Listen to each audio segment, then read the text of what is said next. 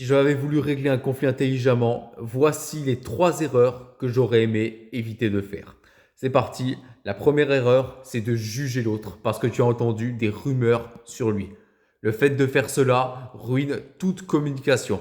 En effet, tu crées de la tension entre lui et toi et par conséquent, ça va être beaucoup plus compliqué de parvenir à un dialogue sain et posé. Ensuite, la deuxième erreur, c'est bien sûr d'intimider autrui. Là, si tu commences à faire ça parce que tu ne supportes pas qu'il t'ait dit des choses blessantes ou alors parce que c'est toi qui ne supportes pas d'avoir tort, ben là, tu te doutes bien que ça va monter en escalade dans les insultes et que tu ne vas pas t'en sortir. Ça va aller crescendo, crescendo dans la violence verbale et ça va être inaudible et vous n'allez plus vous entendre. Et enfin, je dirais la dernière erreur, c'est tout simplement elle est assez similaire à la deuxième, c'est de ne pas reconnaître ses torts.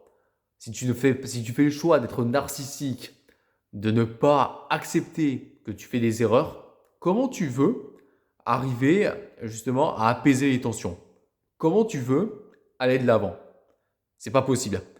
Donc sur ce, pour éviter de faire ces erreurs, déjà, il faut parler calmement avec la personne. Il faut bien prendre le temps d'expliquer les raisons pour lesquelles tu es en conflit avec elle et inversement.